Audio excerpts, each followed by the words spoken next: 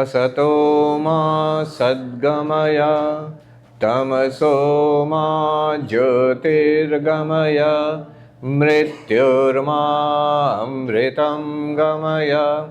Om Shanti Shanti Shanti. Om, lead us from the unreal to the real. Lead us from darkness unto light. Lead us from death to immortality. Om, peace, peace, peace. First, to center ourselves, we shall chant Om, but we will do it at our own pace, each of us, so that there will be a rolling Om sound in the hall. Some will begin, some will end, some will be in the middle. So we can start. For a minute we will do it.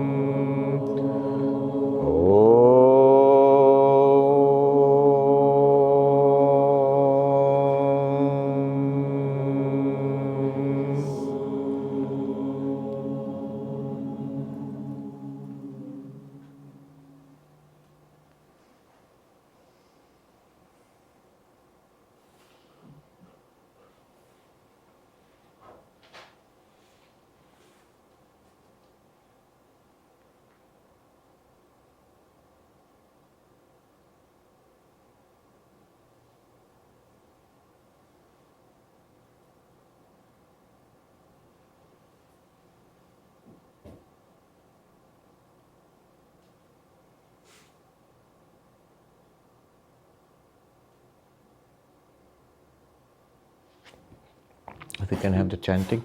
Let us follow along with it, the chanting. You can sing along.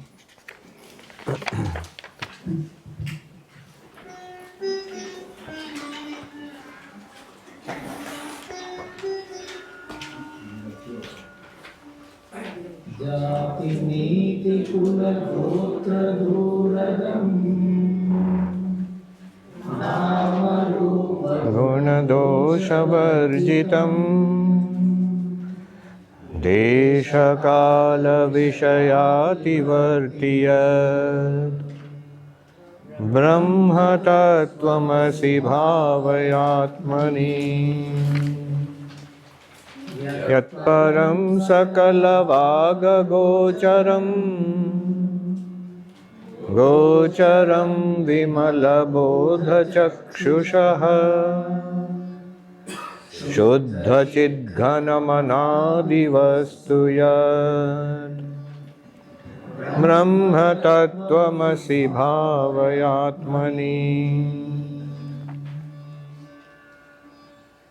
Chadbhirurmibhira yogi yogiret Bhavitam nakaranairvibhavitam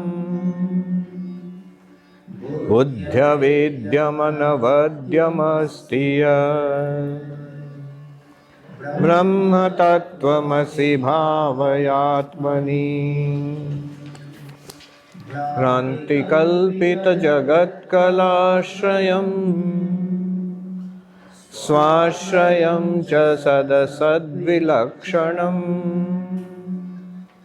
Nishkalam nirupaman hi vadhiyat Brahma tattvamasi bhavayatmani Janma vriddhi parinatya pakshaya Vyadhinashana vihinam avyayam Vishwasrishti avavighata karanam Brahma tattvamasi bhavayatmani Stabhedamanapastalakshanam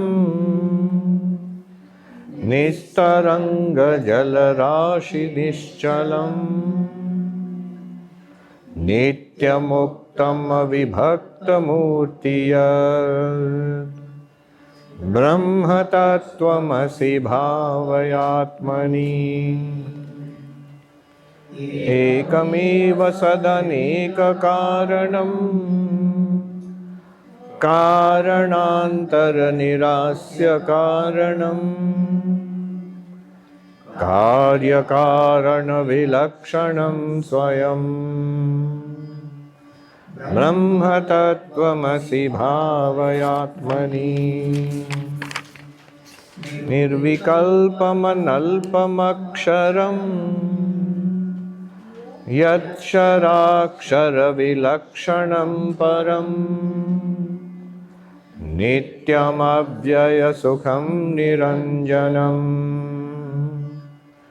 Brahma tattvamasi bhavayatmani Yadvibhati sadaneka brahmavat Nama rupa guna vikriyatmana Hemavat swayam avikriyam sada Brahma tattvamasi bhavayatmani Chapas param pratyagekarasamatmalakshanam Satyachit sukhamanantamavyayam Brahma tattvamasi bhavayatmani Brahma tattvamasi bhavayatmani.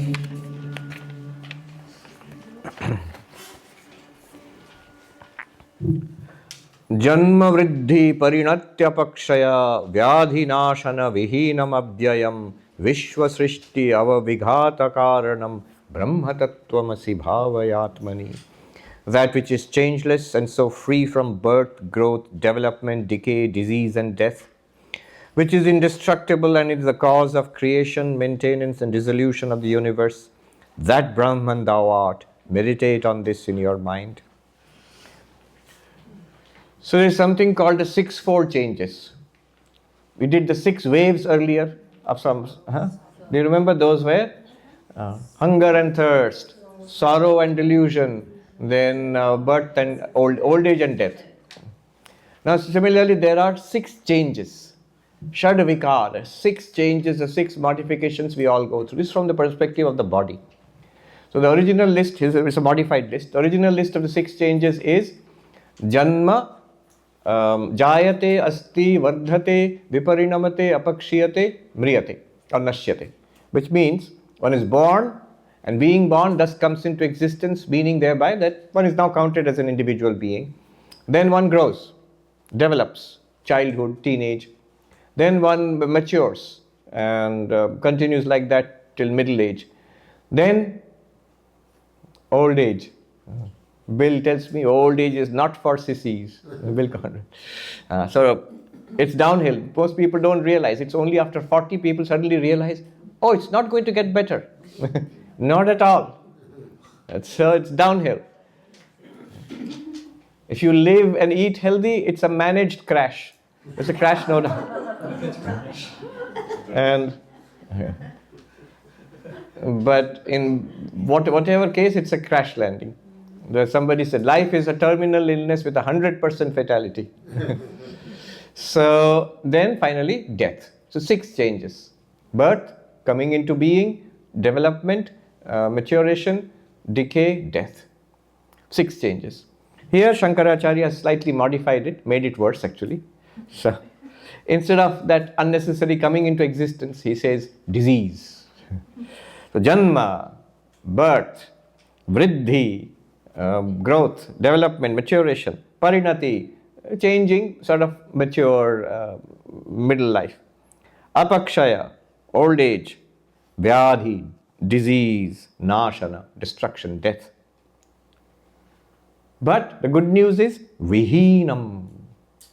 You are devoid of all of these. Brahman is devoid of all of these. Why? Abhyayam. It doesn't change. It's not born, it does not mature, it does not grow or mature, it does not decay, does not get disease, does not die. You might say, good for Brahman, but what about me? You are Brahman, Tattvamasi, you are that. If only you would know. Then he goes on to say, Vishwa Srishti Avavighata Karanam.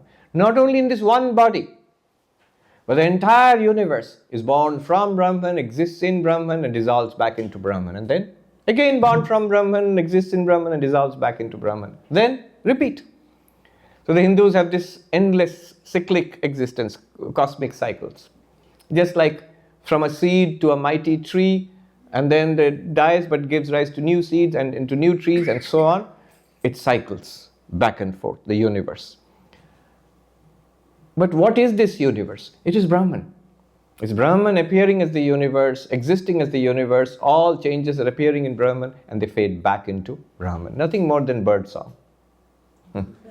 Chirping. And Brahman chirping is this universe. So, Vishwa Srishti, Vishwa, universe, Srishti, projection. Ava is a very short way of putting, Ava means protection, Sthiti. We chant, Sahana Avavatu. Avatu Ma means protect. So Ava means protection. That means preservation, maintenance, continuance, sustainable. And then finally, Vighata, destruction. And this is embodied in the Trinity in Hinduism. Brahma is the creator, Vishwa Srishti. And Ava or protection, Sthiti, is Vishnu. And then finally, Shiva is the destroyer. Why is it that only Vishnu is supposed to have avatars, incarnations? Shiva also has incarnation, but it's mainly Vishnu. Why? Because Vishnu's job is to keep things going. An avatar is that which helps and keeps things going, maintains the balance in the world and makes sure that it doesn't fall apart. So, Vishwa Srishti Avavighata Karanam, cause of the projection of the universe, cause of the maintenance of the universe, cause of the dissolution of the universe. What is this projection of the universe? So you have to refer back to Vedanta Sara. See, to understand all this, how useful Vedanta Sara is. How is Brahman the cause of the universe? Akhanda, indivisible, Nimitta Upadana Karana, Brahma, of the universe, the material and the intelligent cause of this universe. One indivisible material and intelligent cause of the universe is Brahman. What does that mean? That if you look at it this way, this universe is made of some stuff. What is that stuff? That stuff is called Upadana, the material. So for example, this table is made of wood. What is the stuff of the table? Wood. So the wood is the Upadana of the table. This is sort of a general creation theory. And then you need an intelligent cause to impose a name and a form and an activity upon the wood. A carpenter who works on this and makes it into a table. A potter who shapes clay into pot. So that potter or the carpenter is called the intelligent cause. But in the case of the universe, according to Vedanta at least, the material cause and the intelligent cause are not different. They are one and the same. And what is that one and the same material intelligent cause? It is existence. It is consciousness. It is that existence consciousness bliss, Satchidananda, which appears as this, is the material of this universe. That's why it appears as existing. And there is awareness, consciousness, knowledge is possible here because it's actually consciousness. And there seems to be a purpose, a point, a value, something good to be achieved, a point to all of this. That's because it's Ananda. So it is the Ananda, the Chaitanya, and the Sat, existence, consciousness, and bliss of the ultimate cause, which is scattered in and through its creation, which we see everywhere. Everything appears to exist.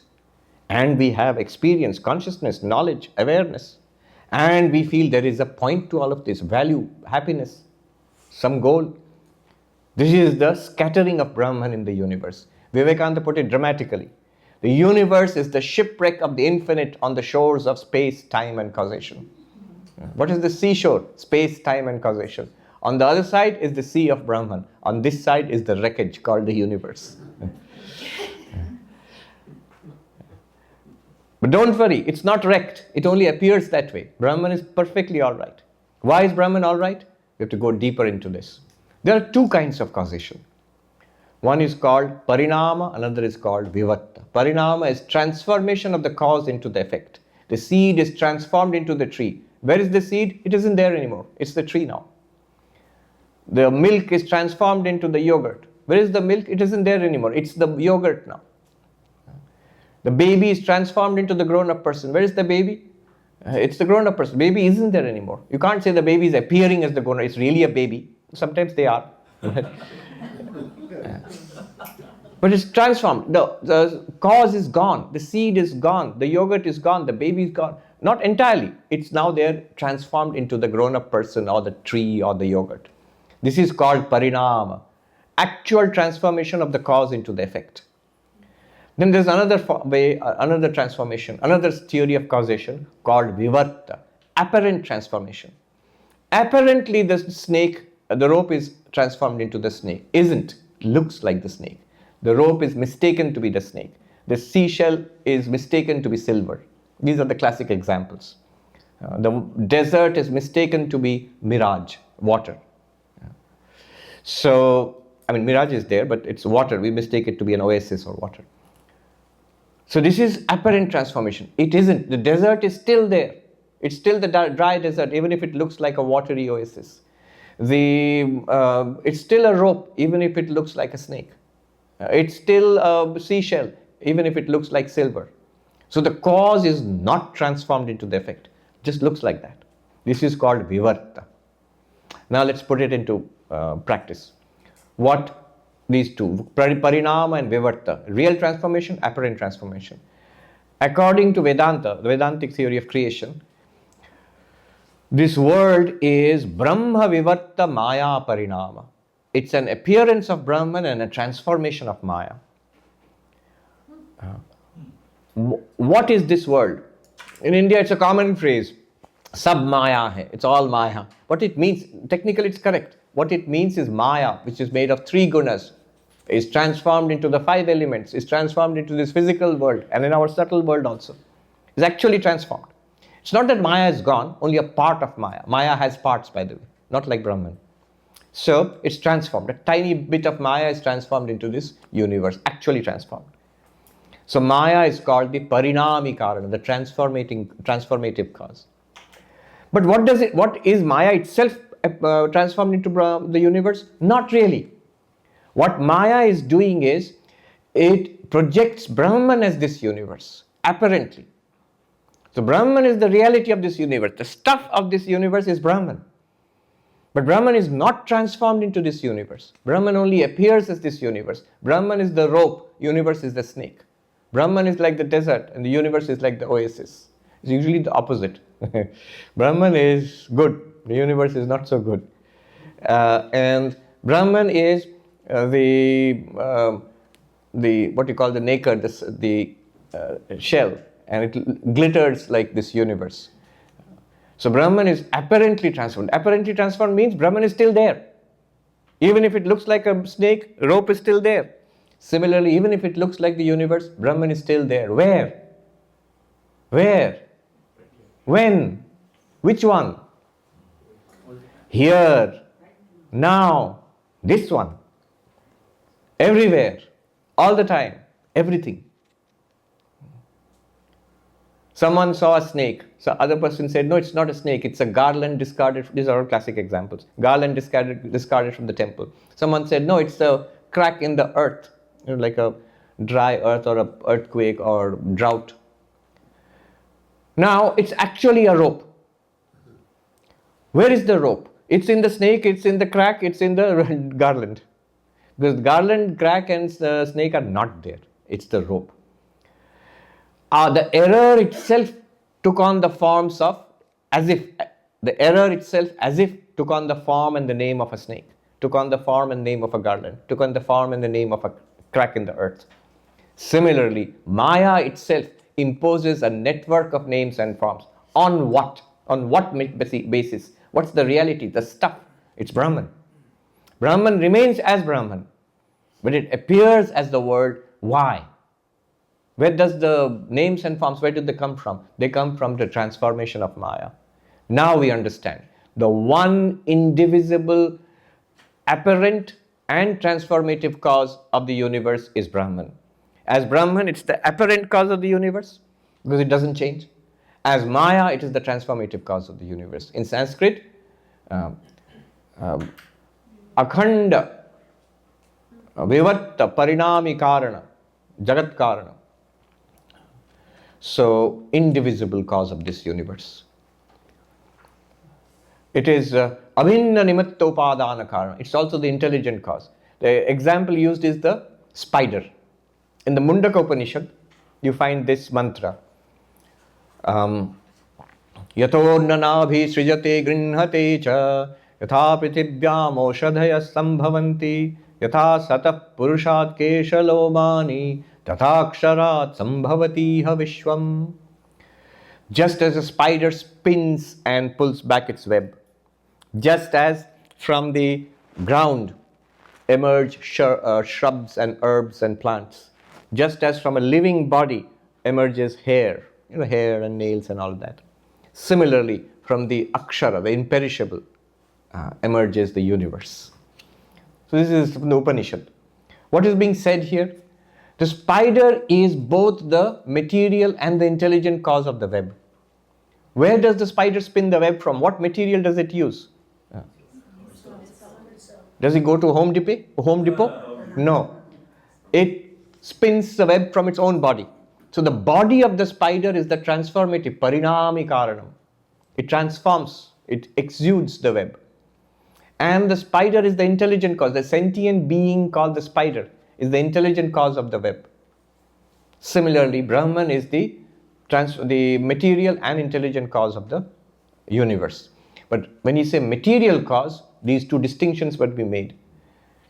Maya is the material which is transformed into the names and forms, and Brahman is the material which appears through that network of names and forms as the universe. All of this is said here. Vishwa Srishti, projection of the universe. Avaghata, protection, sthiti. How is the universe maintained? Brahman gives existence to this universe, light to this universe, value to this universe. Sat, Chit, Ananda. And so the universe exists. It's like saying, how is it maintained? It's not that Brahman is running a maintenance department and keeps fixing things which are broken. No, it's like the table. It's maintained by the wood, which means the wood lends it existence. The wood lends it existence. Similarly, Brahman lends this world existence, light, value. Sat, Chit, Ananda. Yes, you had a question. You have to come in. Tanmatra, yeah. Thanks so much. Yeah. Just quick question. Tanmatra, how that fits in here in this? Yes. Tanmatras are the subtle elements. So, Maya is constituted of three elements, of three aspects, Sattva, Rajas, Tamas. In creation, Maya projects the five elements of sky, air, fire, water, the old ancient cosmology. And those are in a subtle form. Those subtle forms are called Tanmatras. Those subtle Tanmatras combine to form our subtle bodies, mind, prana, all of these things. Then they combine further in a process called Panchikaranam, quintuplication. Those who have studied Vedanta Sara would remember that.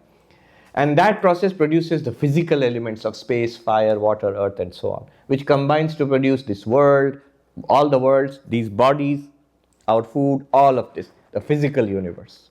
So Tanmatra literally in Sanskrit means that alone. So space alone, fire alone, sky alone, air alone, and so on. The others just names. They are not supposed to be fire, earth, or maybe it's something like radiation. We don't know. In fact, there is an interesting background to this. Swami Ashokanandaji, who was in the Vedanta Society of Northern California, one of his disciples was a well-known physicist, John Dobson. Somebody seen him? Yes. You have seen him, yes. He was here. He was here? Wasn't he in Hollywood? Oh, he was here. But he visited. He visited here. He's a well-known astronomer. He founded this sidewalk astronomy. He would make telescopes and encourage young people to look at stars and planets and so on. He was a physicist. One of the tasks that his guru gave him was, Ashokanandaji gave him, was how to match these 5 elements to cosmology, modern cosmology. So he wrote books about it. I don't think it went anywhere. But anyway, the idea being that after all, the ancient Vedantists or Sankhyans were describing this universe. Physics is describing this universe. So there must be some mapping somewhere, in principle, if not in detail. Physics is very sophisticated and powerful, and I asked Brian Greene once, the cosmologist who has written all these books. He has the PBS serial, The Elegant Universe, in Columbia. He was launching his new book. I forget the name. At Harvard University. So after the book launch, I asked him. So his new book is less physics and more philosophy. Actually, I think that's what happens to physicists. Afterwards, sometime it becomes philosophy. So I asked him, the cosmology in the Vedas, how does it compare with modern physics, modern cosmology? He said, Swami, that was not science, but that was like a poetry. That was like poetry. That's poetry of which modern cosmology seems to be an echo. So there are wonderful parallels. There are wonderful parallels between modern cosmology and ancient Vedic cosmology.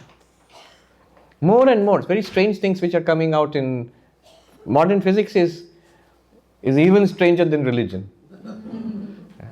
The last what they got in the Nobel Prize last year, the non-locality, that faster than light communication, the 2 particles maybe at the end of the universe, but they seem to interact as if there is no distance between them.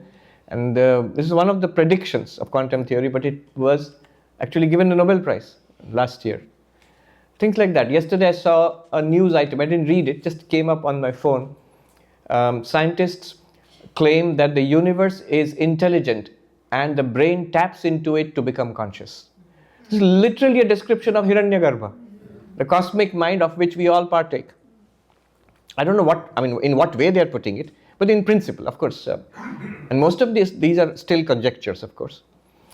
I said this once to a philosopher, something about, and there's this philosopher, Nick Bostrom, who says we are living in a simulation and uses probability theory. He wrote a paper about it, which Elon Musk quoted later on, that probability theory implies we probably live in a simulation.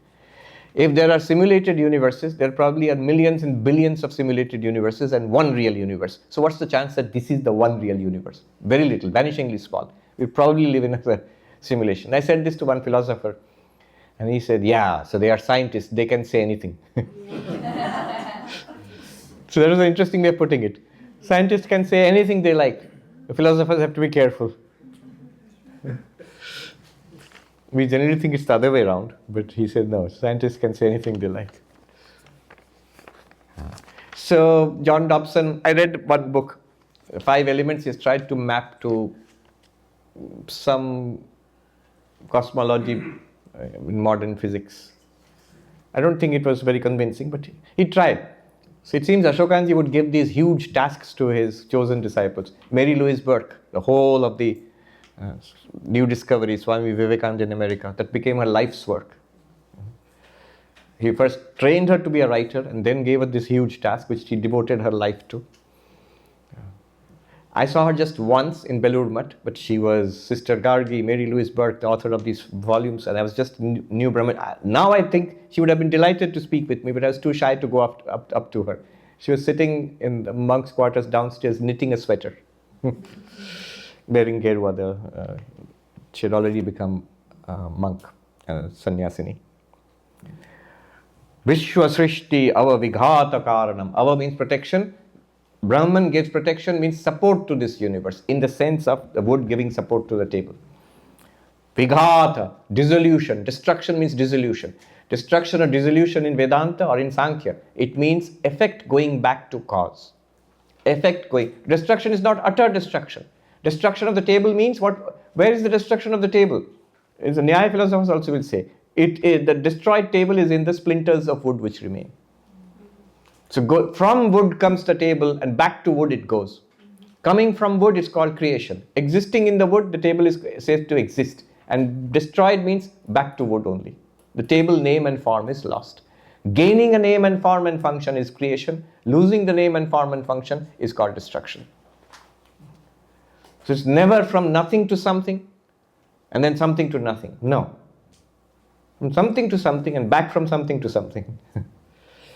So, Vighata Karanam. What is the cause of all this? Brahman. And we know, remember these terms. Parinama Vivatta. Actual transformation, apparent transformation. And intelligent cause, material cause. These are the four things you need to know.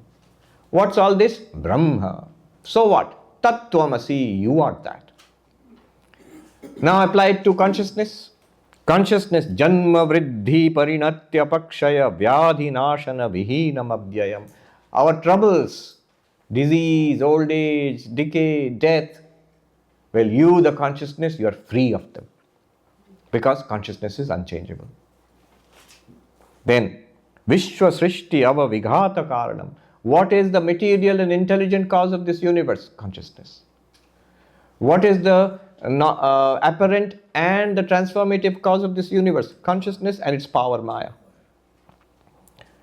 That consciousness you are, applied to consciousness. Then applied to yourself. Janma vriddhi parinatya pakshaya vyadhi nashana vihinam aham abhyayam.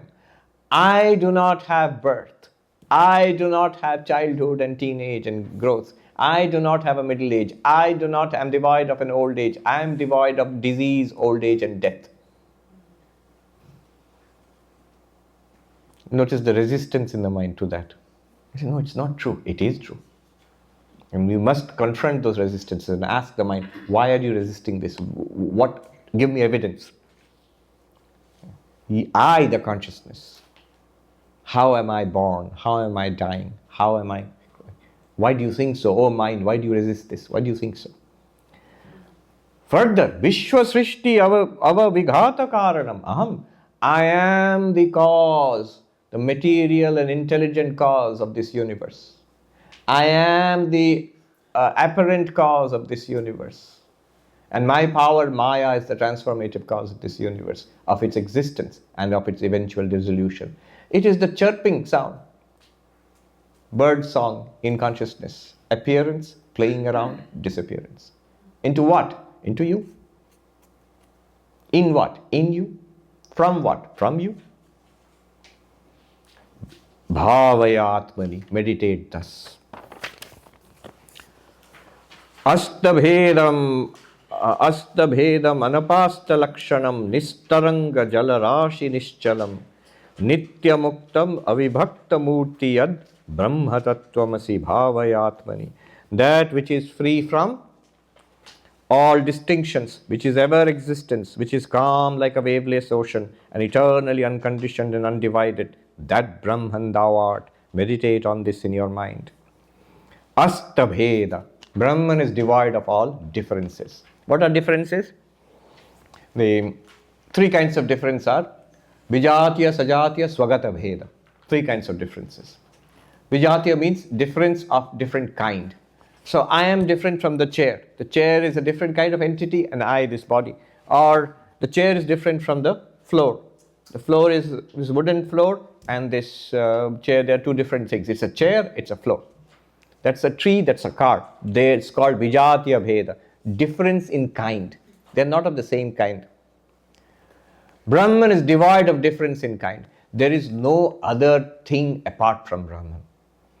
Because Brahman is non-dual, There's nothing else apart from Brahman. What about the world? What about trees and cars?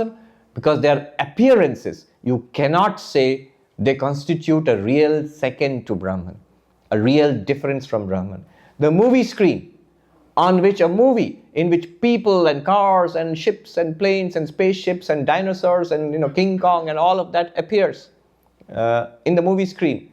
What's there? Only the movie screen and pictures, if you will. There's really only one thing there. There's no real King Kong there. There is no real dinosaur there. There is no sky or earth there. No people there.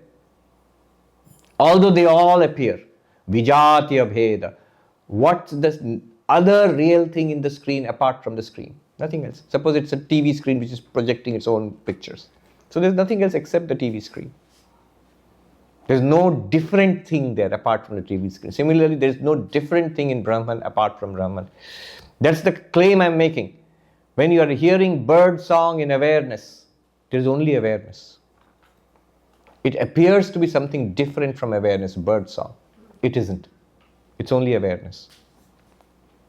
Appears to be different. It doesn't have a countably different existence. Astabhedam. It's a very poetic use. Asta means like sun setting, where all differences have set, have faded away, like the sun setting. Then the second kind of difference is Sajatya Bheda. Well, all right, Brahman, there's nothing else other than Brahman, there's nothing different from Brahman, although the word appears. Is there any other Brahman? Two Brahmans. So this is the great conclusion of the monotheistic religions, that there is ultimately one God. This is central truth. So this is Sajatya Bheda. There is no other God but God. La ilaha illallah. No God but God. So exactly the same thing. No Brahman but Brahman. There's only one Brahman. Think about it more philosophically. When you are contemplating on yourself as consciousness, any other thing other than consciousness would be an object, like the bird song appearing in consciousness, not different from consciousness. Any other consciousness, what would it be like? You might say, why not? They're all conscious, so I am conscious and they're all conscious. So the other consciousnesses are there. There are other bodies. There are other minds. Clearly, if I am a telepath, if I can see your thoughts, I'll be able to. But your thought also will appear in me, the consciousness. Your body also will appear in me, the consciousness. This body also will appear in me, the consciousness. Thought will appear in me, the consciousness. How would you experience another consciousness? As nothing else other than your own consciousness. Therefore, there is no other consciousness. Sajatya bheda rahita. Why can't you say, no, I don't experience anybody else's consciousness? You don't. Yeah, so I don't. You don't. But you just said, how can you experience it other than it? That's what I'm asking. How can you? See, the question is, are these people conscious? Yeah. Hopefully. That's the whole big problem in philosophy. It's called the problem of other minds. Vedanta says no. It's not that they are not conscious. They are. But that consciousness is not an object to you.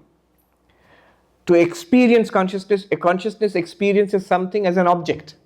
So if you experience another consciousness, it would have to be as an object. But can you experience consciousness as an object? You can't. The only way you can experience consciousness of others is as your own, is that one consciousness which you already are. There is no way of experiencing consciousness as an object, as a second consciousness. What I'm doing here is, I'm actually showing you something that is not at all understood. Our common sense view in this world, 8 billion people, 7,999,000,000 of them will say, yes, there are many other consciousnesses and we are experiencing other consciousnesses. This is what is showing you it's not true. You haven't thought it through.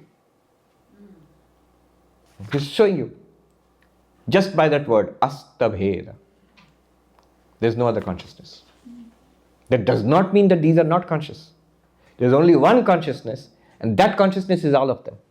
And in me. This is what Krishna means.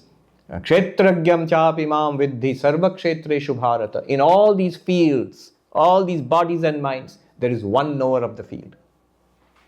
This is what he means when he says, avibhaktam cha bhuteshu vibhaktam iva cha sthitam. Undivided in all beings, I appear as if divided. That's why you feel there are many people with many consciousnesses.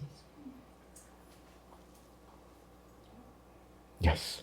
Astabhedam. So thinking of I is Agnan? Is that what you can just say? What? Thinking of I is Agnan? Ignorance. Yeah, yes, ignorance. Why? If I You can think I right now. I, yes. But the same consciousness is in everybody, right? What you mean is thinking of a different I in each body. Yes, thinking there's a different I in each body. The I belongs to the mind. If I think I am different, I'm already identifying with mind and body.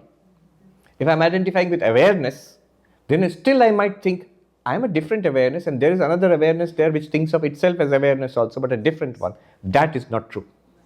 Yeah.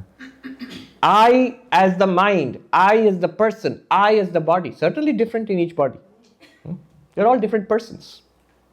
The ego is different. How many egos are there? 8 billion people, 8 billion egos. And many more in sentient animals. How many consciousnesses? Pure consciousness, awareness itself. It has to be one. Because astabheda.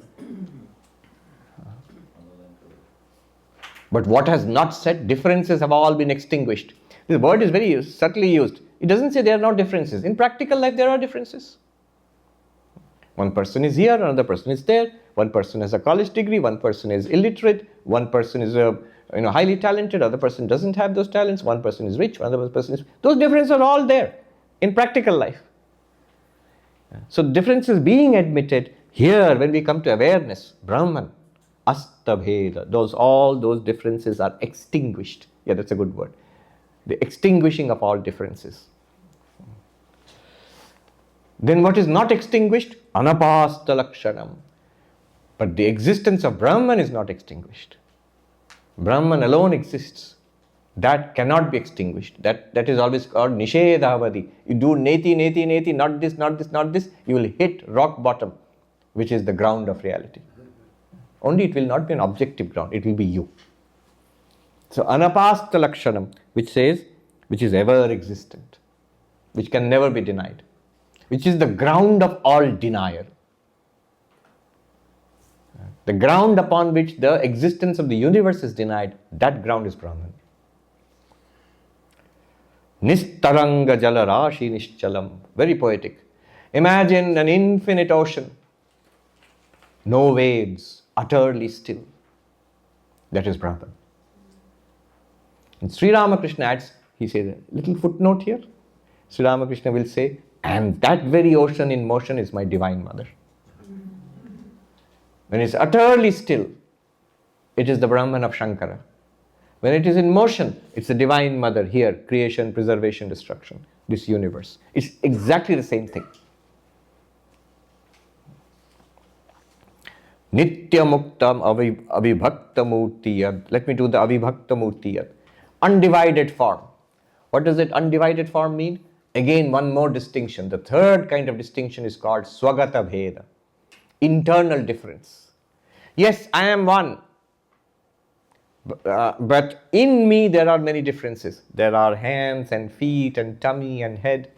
In the mind also there are differences. There is the intellect, there is the memory, there is emotions, perceptions. So these are called internal differences. I understand there is nothing other than Brahman. It's non-dual. I understand there is no other Brahman, no God but God. All good. But in God, in Brahman, are there internal differences?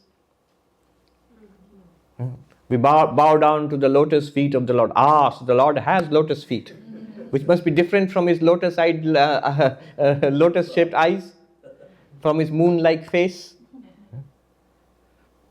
So, are there differences? Alas, yes, there are no differences. All the differences, all those beautiful imaginations, visualizations of the lover of God, all are extinguished here. Avibhaktam murtiyat, the undivided form, which is one homogeneous existence, consciousness, bliss. And those are not internal differences. Existence, consciousness and bliss are not internal differences in Brahman. It's the same thing. From the perspective of existence, does it exist? Yes, it is existence itself. Does it know? Is it aware? Or is it a dull existence, dead existence like a rock? No, it is aware. It is the source of all knowledge, experience, enjoyment, suffering. Does it have a point? Does it have value? Does it have joy, bliss? Yes, it is Ananda. It is bliss itself. It is the point of everything. It is the value of everything. It is all goodness, it's all beauty. It's all love and joy. Ananda. So, avibhakta murtiyat. No internal difference. No difference of the same kind. That knocks out polytheism, multiple gods. No difference internally. That knocks out Vishishtadvaita. That there is God, Brahman is there, but it is qualified by internal difference. Brahman qualified by sentient beings and the insentient universe is Vishishtadvaita, qualified monism. Brahman is there, but it is qualified by sentient beings, us, an insentient universe, the chairs and tables and stuff. Altogether it is Brahman, an organic unity. Advaita Vedanta says no organic unity. It's a homogeneous identity. So that knocks out Vishishtadvaita Vedanta. And Vijatiya Bheda Rahita, that means without devoid of difference of kind, it knocks out the existence of the universe. So non-dual Brahman, Satchidananda, Avibhakta Murtiyat. And such a Brahman is Nitya Muktam, is eternally free. This is another great shocking tenet. Many shocking things about non-duality. Already free, ever free. There is never in bondage. So when the enlightened one becomes free, realizes, the first thing they realized was, I always was free. But if I'm always free, then why do all this? Why come to a retreat to Ridgely? It's because I don't know it. Be careful. Advaita Vedanta claims that you are already free, everywhere, and you'll never be bound actually. That's what Advaita claims. But it does not claim that you're already enlightened. Some people go very far. Yes, and we are already enlightened. No. It's not a free pass for everything. Everything you say, yeah, it's already there. No. There are certain things which have to be accomplished. Enlightenment has to be accomplished. That's what we are after. It's no use saying I'm already free if I don't feel free at all. It's no use saying I'm not born when I'm everywhere I'm asked for my date of birth.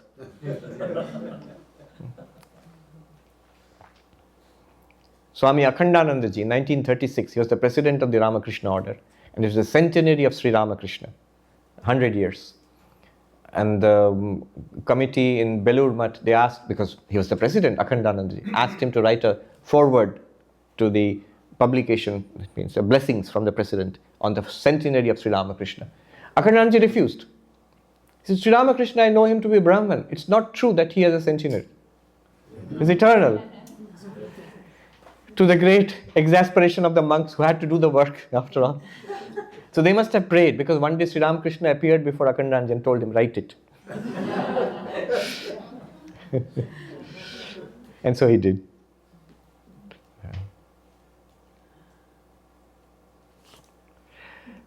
Nitya Muktam, always free.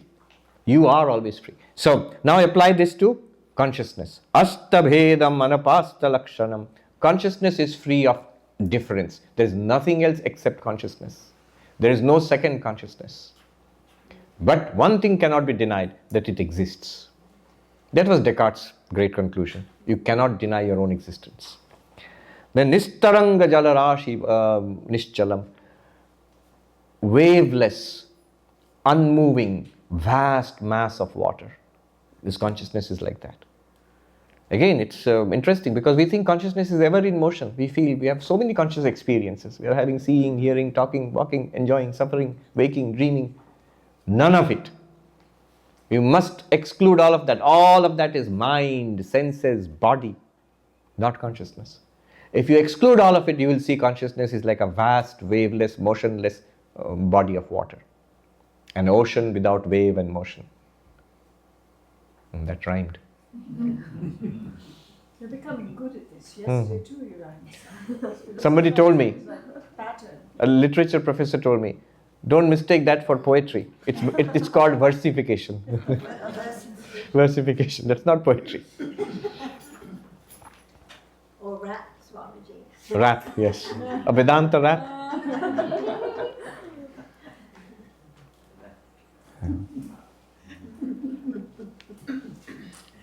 Our Ashtavakra loves this vast mass of water. 3 verses. Mayananta maham bodho vishwapota itastata brahmati swantavatena namamastya sahishnuta. In me, the vast ocean of consciousness, the universe is like a little boat which moves here and there, sometimes rising, sometimes sinking, by its own internal law. Because the boat moves and rises because of the currents, waves in the ocean and the wind. But what is the internal law which moves the universe? It's the law of causation. But it's so beautifully put. Swa antavatena. Internally, by a wind which is internal to the universe, to the boat. The boat is the universe. The causality lies within the boat, within the universe, not in the ocean. Then what is the attitude of the ocean to this pesky little boat, which is the universe? Na mamastya sahishnuta. I am not intolerant. I am patient. I am patient with the universe. It's like a naughty little puppy, the universe. I am patient with it. It moves within me. It's a boat. It moves on my surface. Sometimes going well, sometimes going down. Then next, go deeper. Mayananta maham bodho vishwavichi swabhavata udetu avastamayatu name vriddhi navakshatihi. In me, the limitless ocean of consciousness, the universe arises as waves.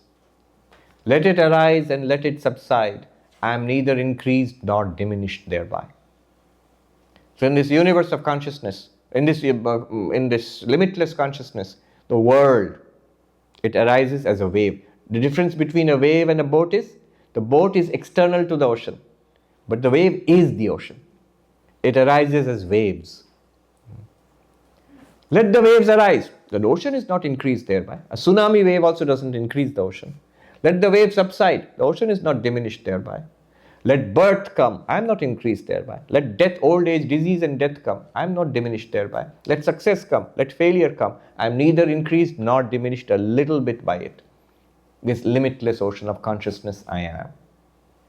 Go deeper. Mayananta maham bodho vishwam nama vikalpana ati shanto nirakara etadevaham asthitaha. In me, the limitless ocean of consciousness, the world is an imagination. Ati Shanta, eternally peaceful, no waves at all. Nirakara, formless. Thus do I abide from eternity to eternity. Even eternity is a way of putting it, because it's just time. So these are 3 levels. In the first level, there's a universe. It's like a boat. See, there itself it's already freedom, because I am vast. The universe is tiny compared to me. And I'm not impatient with it. In the second one, the universe is nothing but me. It's a wave and I'm the ocean. It may come, it may go. I'm not diminished or increased by it. And in the third, there is no universe. It's an appearance. It's a dream-like appearance. The ocean is without wave. This one, which Shankaracharya talks about. Nistaranga jalarashi nischalam.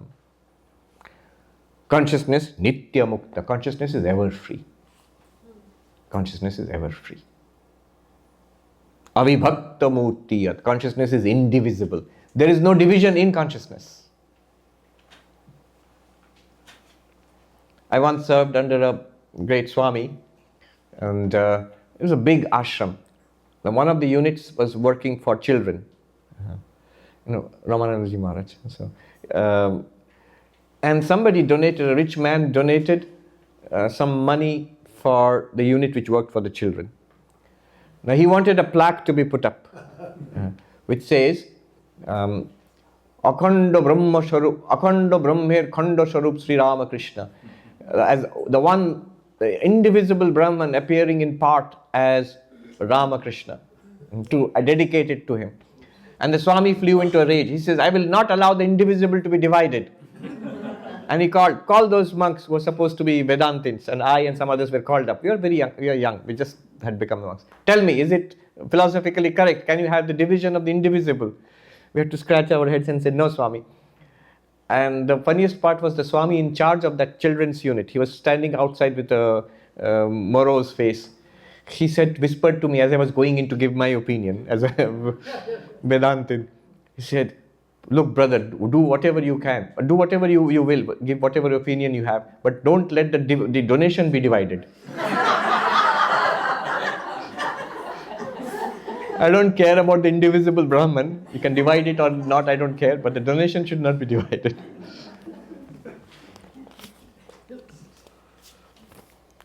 Then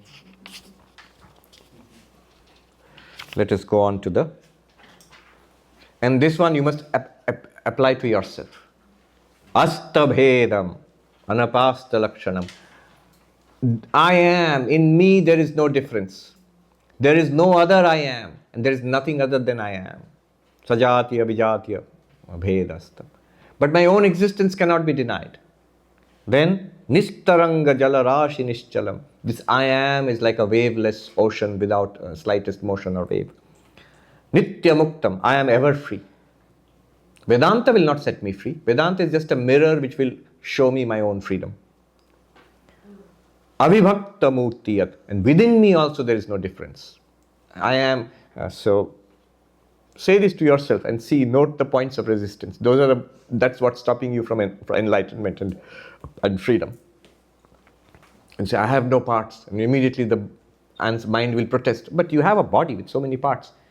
So I can't, this I am can't be the body. But you have a mind with so many modules and aspects to it. Then I am cannot be the mind. Number 260. Ekameva sadaneka karanam karanantara nirasya karanam karya karana vilakshanam swayam brahma tattvamasi bhavayatmani. That which, even though one reality is the cause for the many, the cause that refutes all other causes, which is distinct from causes and effects and self-existent, that Brahman thou art. Meditate on this in your mind. What very profound verses. Ekameva, one alone. Brahman is one. What else? Nothing else. Alone. Eva. This word eva establishes non-duality. Ekam eva sat. Existent. Aneka karanam. It is the cause of the many. Universe. So many beings. All change. All qualities. All activities. All good and bad, heaven and hell, dharma and adharma, all the evil in this world, everything stems from that eka karanam. It's the cause of everything. One cause being the cause of the many. How? As the intelligent and the material cause, and the material cause too can be the apparent material cause and the transformative material cause. Remember all that. Parinama, vivatta, and upadana and nimitta karanam. All that. Remember the spider.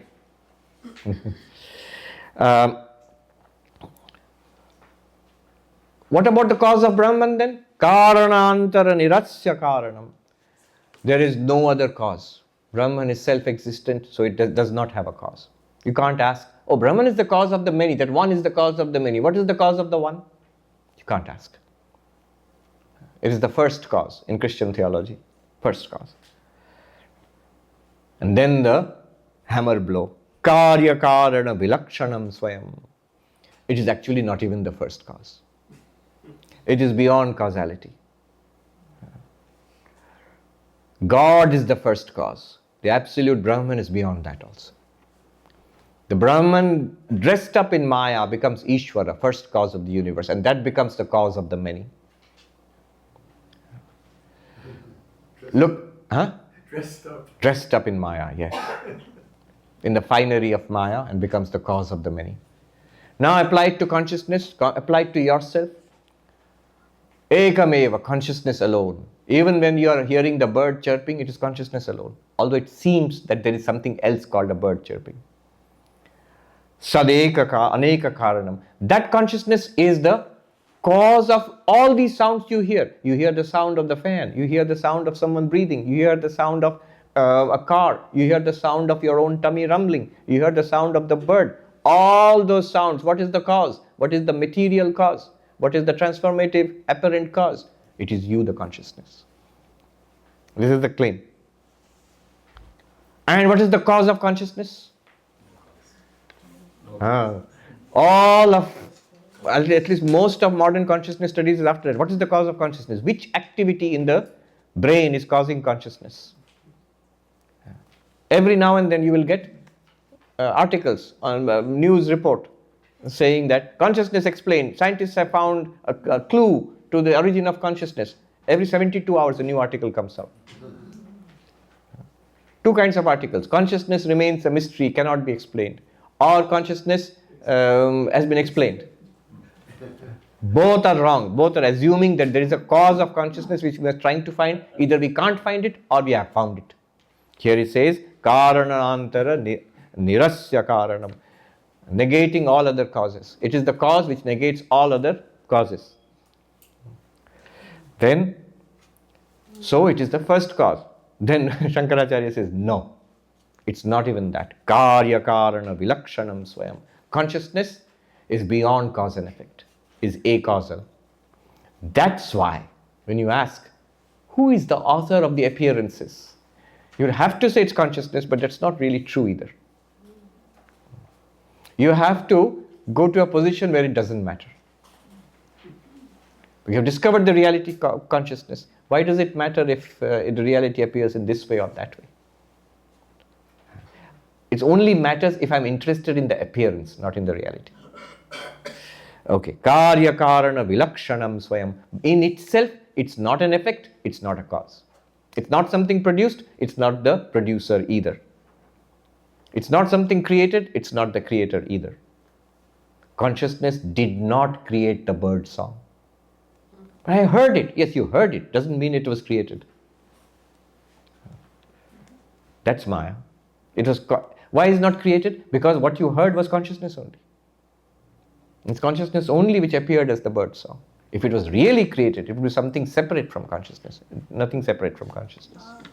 Yeah. It does not have an existence apart from consciousness. Nothing popped out of consciousness and here is my first creation. No. Karya karana vilakshanam swayam. To understand this, use Jagrat, Swapna, Sushupti and Turiya. The waker, the dreamer and the deep sleeper. And Turiya, the witness of all three. The waker and the dreamer, if you remember Mandukya, it is called Vishwa Tejasa. The waker has put on the clothes, the underclothes and the outer clothes, underclothes of the mind and the outer clothes of the body, and becomes the waker, that consciousness. It's called the product, Karya Brahma, effect. And the dreamer has put on the underclothes and is just consciousness with the mind. And when you put on your sleeping PJs, pajamas and go to bed, deep sleeper. It's called Pragya.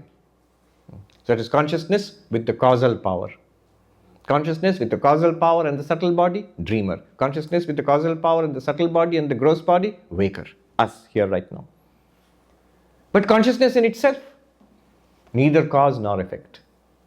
In Mandukya, the waker and the dreamer are called Karya Brahma. Brahman, which are effect. And the deep sleeper is called Karana Brahma, the causal Brahman. But Turiya, Karya Karana Vilakshanam Swayam. It's not an effect, it's not a cause. Brahma Tattvamasi Bhavayatmani. Think about yourself. That is Brahman and you are that. Then 261.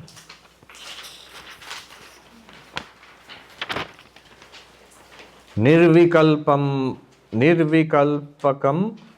analpamaksharam. Nirvikalpakam analpamaksharam. Yaksharakshara vilakshanam param. Nityam abhyaya sukham niranjanam. Brahma tattvamasi bhavayatmani. That which is free from duality, infinite and indestructible, distinct from perishable and imperishable, supreme and eternal, permanent and indivisible bliss, untainted, that Brahman thou art. Meditate on this in your mind. Nirvikalpakam, without division, without option, without alternation. See, division is this. Knower, instrument of knowing, object of knowledge. In Sanskrit, pramata, pramana, prameya. I am the knower. Eyes are my instrument of knowledge. And this handout, this piece of paper is the object of my knowledge. There's a division. This is different. The instruments are different. And I, the conscious being, deploying these instruments to know this one, I am different from it. I am the knower, these are the instruments of knowledge, and this is the object of knowledge. This is called Vikalpa, division. Brahman, Nirvikalpaka, without division. Consciousness, without division. Think about it. Make it simpler. Knower and the known. You, the consciousness, are the knower. And the bird song you heard, the known, are they different? They appear to be different. I am the knower and I'm listening to bird song. Clearly two things. And yet, that I, the consciousness, am alone. In me the bird song is appearing. And that bird song cannot be anything distinct or different from me. Therefore, it must be me. So, consciousness is Nirvikalpaka. Let me give another example. Here it seems to be all different. I am the knower, with my eyes I am seeing the car there, separate. You are the knower, with your ears you are hearing my speech, separate. The speech is different, your ears and you are all three different things. But now let me give you an example. In our dreams, suppose in our dreams we are attending a Vedanta class, horror of horrors. You're like, here also. In the waking also, and now he's pursued me to my dreams also.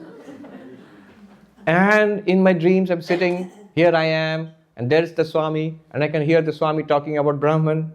So I am the knower, my ears are the instrument of knowledge, and the speech is the object known. Knower, instrument of knowledge, object known, pramata, pramana, prameya. But when I wake up, something magical happens. I realize I, the dreamer, was the Swami and his speech, was the ears by which I listened, and was the listening person also. The dreaming mind by itself became the knower, instrument of knowledge and object of knowledge. Do you think in the dream I was actually using these ears? What was I using in the dream? The mind. The mind appeared as the ears. Do you think in the dream there was an actual speech going on, which others could maybe record or listen to? No, it was the mind which appeared as sound there, as speech there. I was asleep. I was not sitting on a chair and listening to a lecture, but in the dream the mind appeared as the listener. The listener, the ears and the speech, all three were nothing but mind. Even the ears were mind. Even the speech was mind. And the listener was mind in the dream. And this is a fact. This is not philosophy. This is not Vedanta. Just an example. Interesting how the mind by itself can give you a vivid experience of I'm seeing, I'm hearing, I'm enjoying, I'm suffering. All of that the mind by in its own place can become. Similarly, consciousness appears as being one. Nirvikalpakam appears as vikalpa, knower, known, object of instrument of knowledge. Now, I want to make an important distinction. There is a Nirvikalpaka experience and there is a Nirvikalpaka reality. Nirvikalpaka experience is possible in Samadhi, where you actually flush out all difference of subject and object through careful meditation. When the mind is awake and yet not vibrating. It's fully awake. But it's like the example given in the Gita is like the flame of the lamp in a windless place. It's a very delicate thing. The slightest breeze can make it flicker. Similarly, the mind is awake, fully attentive, fully sattvic. But there is no flicker in it. There is no wave in it, waveless. That can be only done in meditation. And this is Nirvikalpa Samadhi. So there is actually no experience of a difference between knower, known and instrument of knowledge. And yet you are not asleep. You're fully awake and yet you are not asleep. That is the Nirvikalpaka experience attainable in Samadhi. That shows you as awareness itself. Once the mind starts working, you look back upon that experience and feel the non-duality, the oneness of it. and contemplate that. But by the time the mind starts working again, and you get great joy and freedom, looking back upon at that moment you can't think about these things because the mind is not working. So this is the Nirvikalpaka Samadhi. But remember, the Nirvikalpaka Samadhi comes and goes. It has to be produced with great effort. I mean, literally it can't be produced. You can produce up to Savikalpaka. The next part of it has to arise by itself. Any effort and you will disturb it. But Advaita is not talking about that. In Advaita, Brahman itself is Nirvikalpaka. Consciousness itself is Nirvikalpaka. The I am itself is Nirvikalpaka. Even while all Vikalpas are appearing, like the dream. In the dream, I am there, the Swami is speaking, I am hearing with my ears, and yet neither Swami is there, nor the listener, nor the ears. It is just one mind dreaming. From the perspective of the mind, Nirvikalpaka. In the dream, Vikalpaka, with difference. Really the mind, the reality of the mind is without Vikalpa, without alternation or option or difference. Yet it appears as multiple differences. That's what Advaita is trying to tell us. The difference is this. In the yogic approach, you have to erase the differences in order to attain the non-different state. You have to erase it in your experience. In Hindi they say, pratiti ko mitana hai. Erase appearances. How? Not physically. You can't physically erase appearances. Only by stopping. You notice that the appearances depend on the vibrations of your mind. If the mind is calmed down, samsara disappears. So the mind must be calmed down to an utter state of stillness. That is samadhi. Long, difficult practice plus pure mind, it's not easy at all. So wiping out the experience of the divisions leads to the Nirvikalpaka experience. Recognizing that the divisions are appearances shows you the reality of the underlying Nirvikalpaka Brahma. That's why that I quote often. One sadhu said, Advait pratiti ko mitana nahi hai Mahatma ji. Pratiti means nirvad hona Advait hai. Advaita does not mean erasing the differences. You can have your life. You can see, eat, talk, walk, work, enjoy, relax, wake, dream, sleep. All of that can go on. Nirvada, limitlessly. Without any fear, without, like Vivekananda says, he said to Ingersoll said, I don't believe in all this. I believe in squeezing the orange of life, getting every drop of it. Vivekananda said, I believe in that too. Only I differ in my choice of fruit. For me, it's the mango. And then he said, I will show you a better way of squeezing the orange. Better way of squeezing that. How? I know I cannot die. Therefore, I am not in a hurry. I can love everyone as God. I have no fear. Imagine the joy of loving all as God. Squeeze your orange in this way, get 10,000-fold more. Get every single drop. This is Advaita.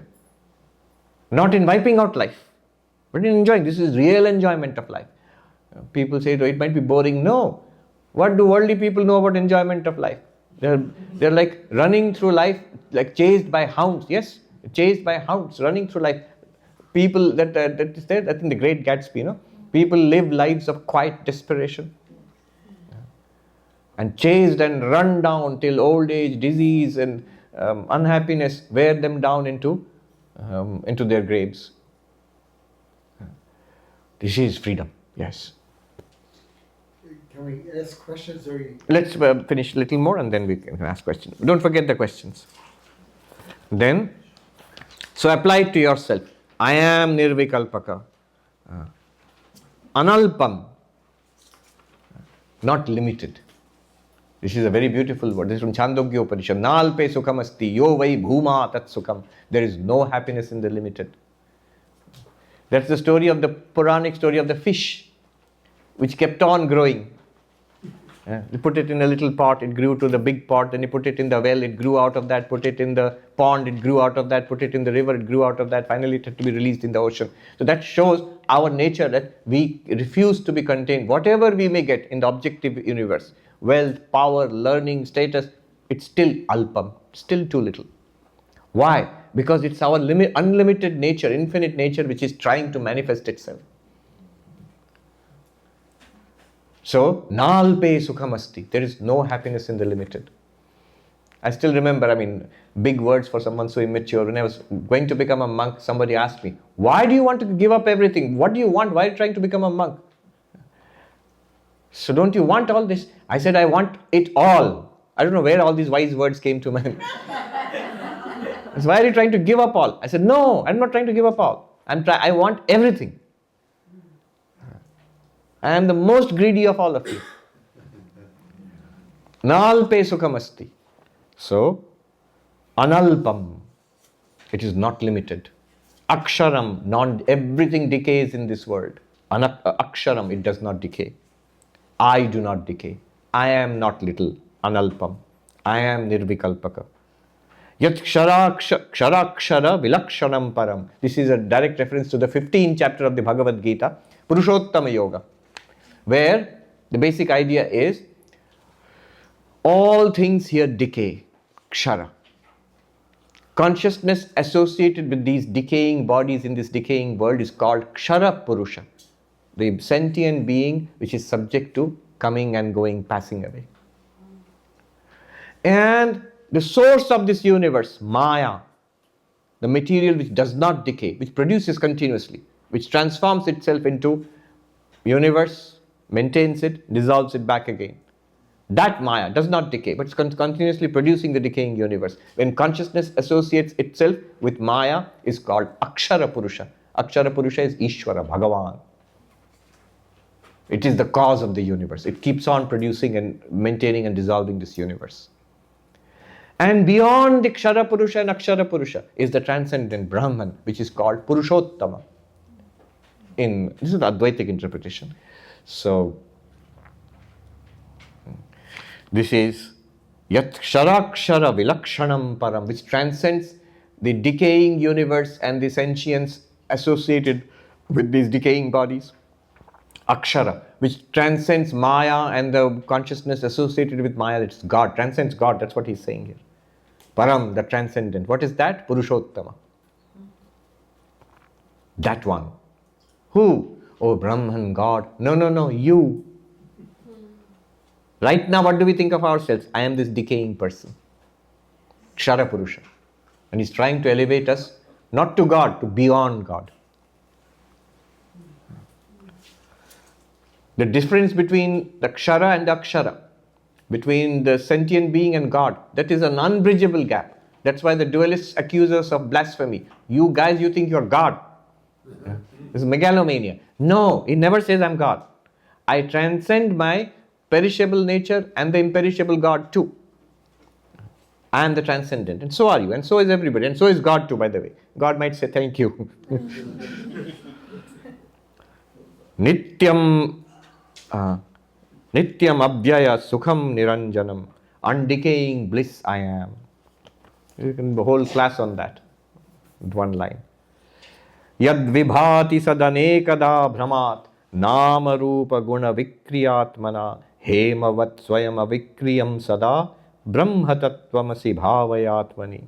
That reality, though one, appears as many due to delusion, though itself always unchanged, assumes names and forms, qualities and changes, like gold which remains unchanged through all its modifications. That Brahman thou art. Meditate on this in your mind.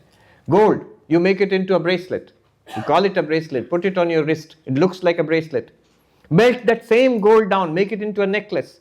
You can put it on your neck. It looks different and you give it a new name. It's literally the same thing. Melt it down into a ring, a set of rings, and you put it on your fingers. You call them rings and use it differently, and they look different. It's literally the same thing.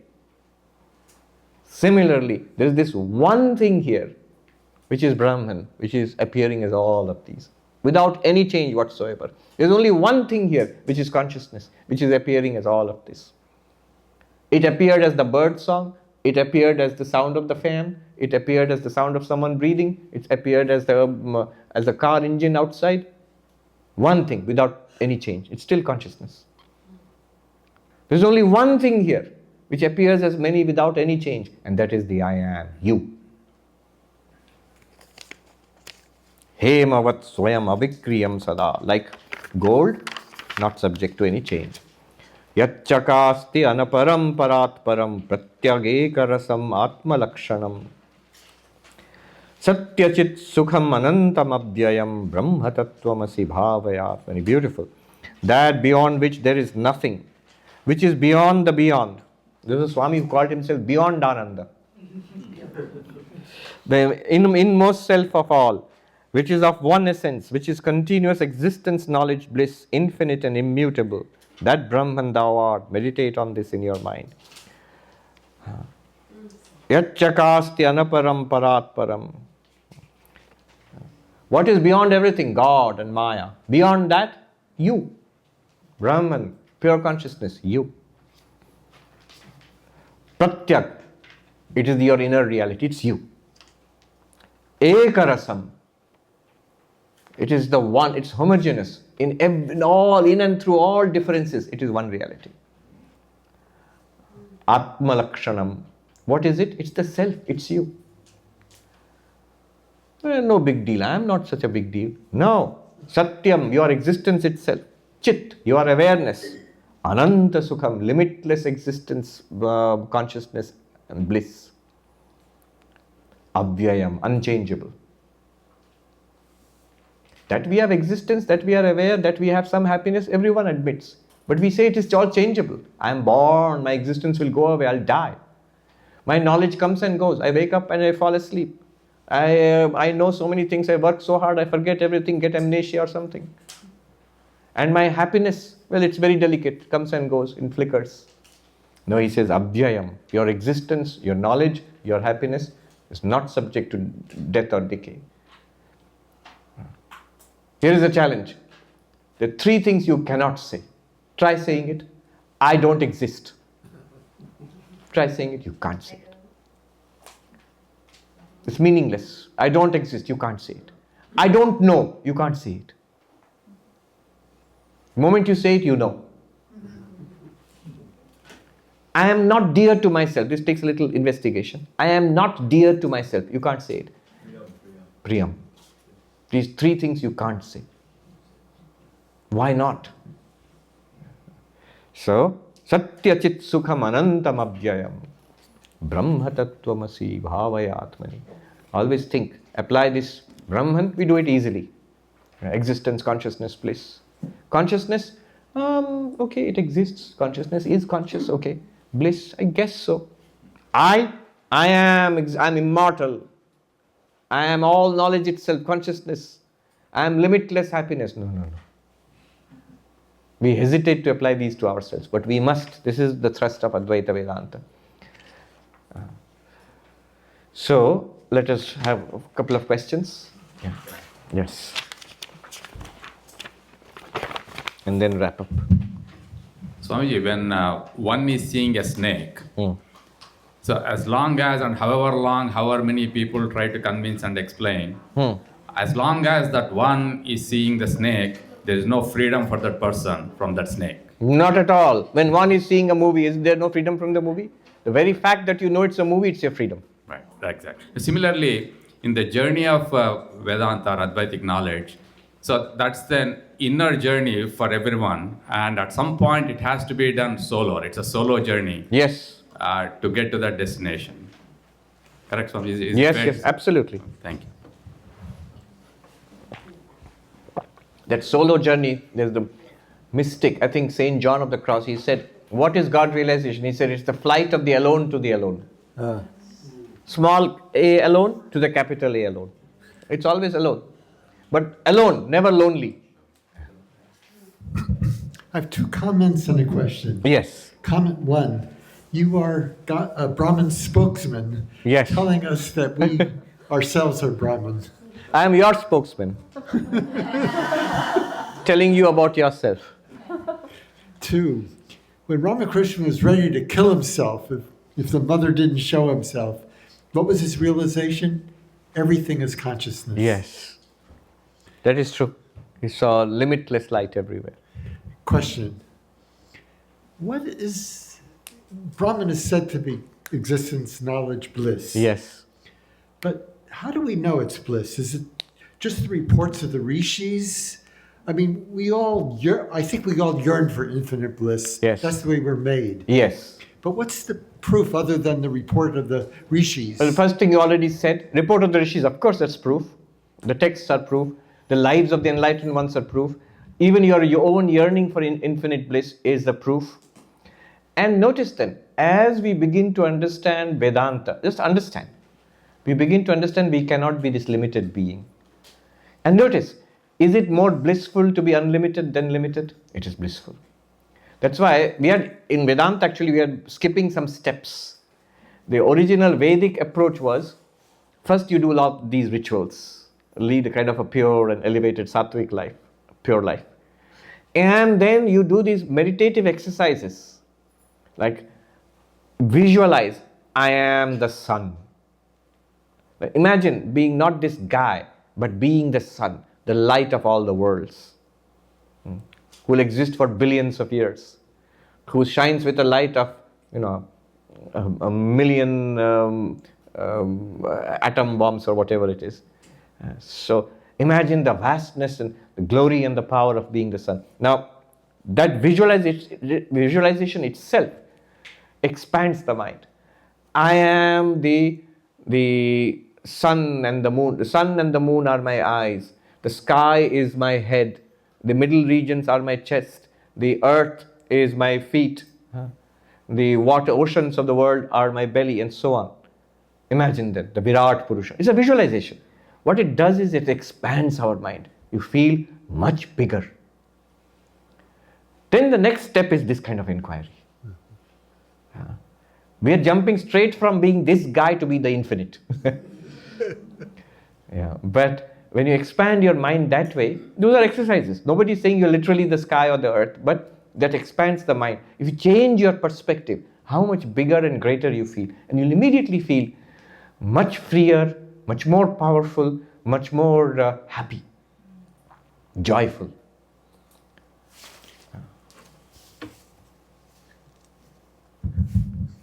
Glimpses of bliss along the way. Yes.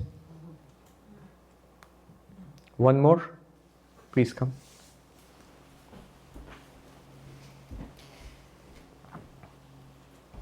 At the end of this, we'll play those and chant along with it again at the end. Sorry. I need some help understanding the implication of this teaching. So, I am the awareness in which not only this body-mind is arising, but you are arising, and the devotees and even Thakur Ma Swamiji and their teachings.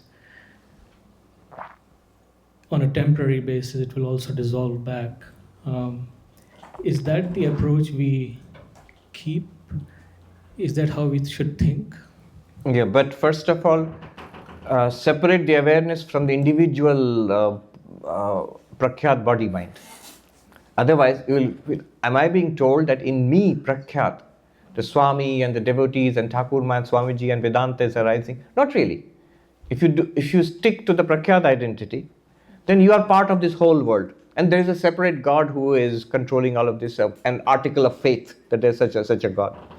It's only when we take awareness, bare awareness itself, in which Prakhyat also, the individuality is appearing. Think about your dream awareness. The thing is, whenever we experience, the only format is subject-object, unless you have a Nirvikalpa experience. Otherwise, subject-object is the way of experiencing things. So, even if you are awareness itself, the way awareness can experience is to appear as a world of objects and you as a subject. It does not mean it has become a person. It means it's still the bare awareness. So we must go from the personhood to the bare awareness in our understanding. From there, if you say, in me the person is arising, teachings are arising, Thakur Ma Swamiji are arising, in me the bare awareness, then it's correct. In the dream, I am in the dream and I see all these people. And if I'm told it's a dream, it's not true that I am in the dream and you're all appearing in me. No, I and all of you are appearing in the dreamer's mind. Yeah. One more? Okay, we are done. We'll chant. Mataji, please come. We're about to wrap up. Could we chant the mantras together? Yes.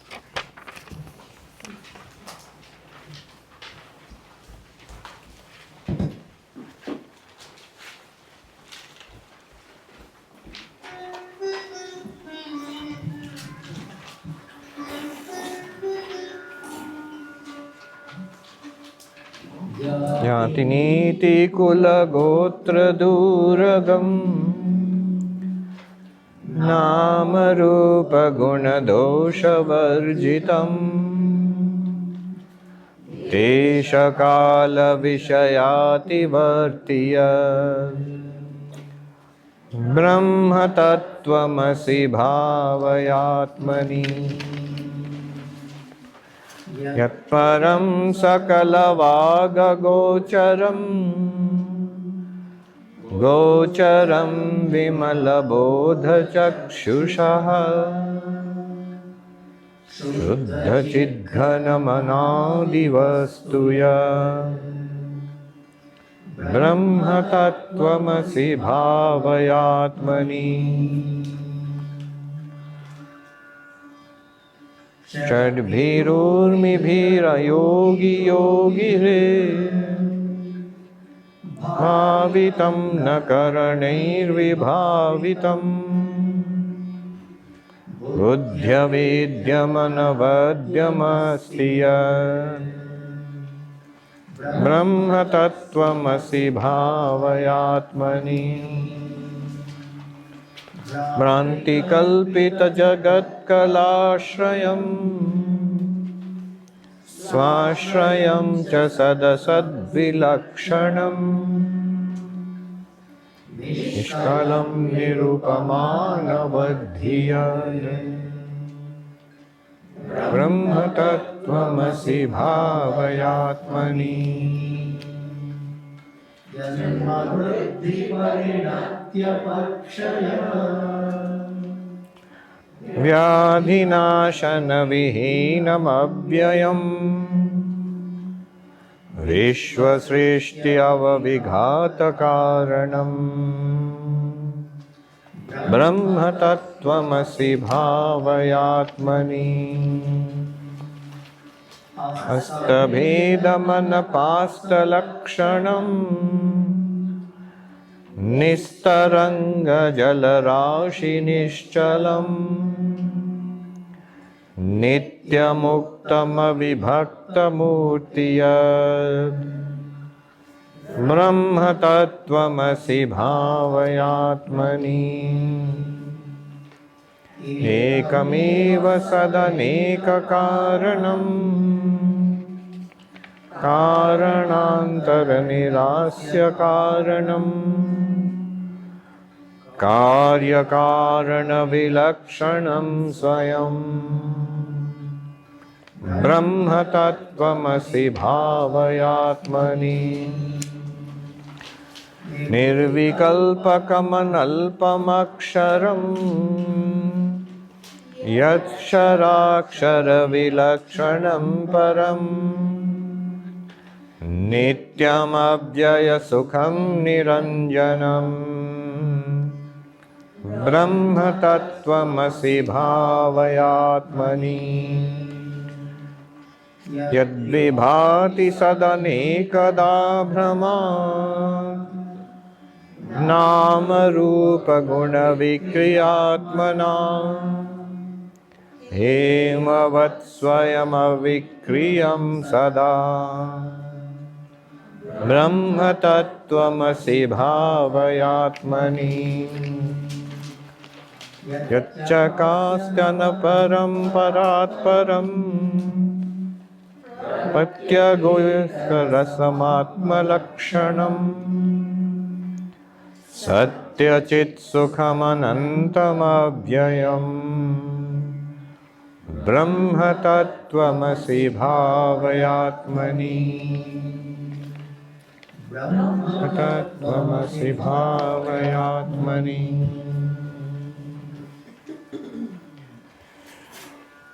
I pray to Thakur Ma and Swamiji to bless all of us. May our studies here be luminous. May it illumine our lives. May it give us peace and strength and joy. Let me do the Shanti mantra first and then we can go. Om Shanti Shanti Shanti Hari Om Tat Sat Shri Ram Krishna Arpanamastu जय श्री गुरु महाराज जी की जय, जय महामाई की जय, जय स्वामी जी महाराज जी की जय।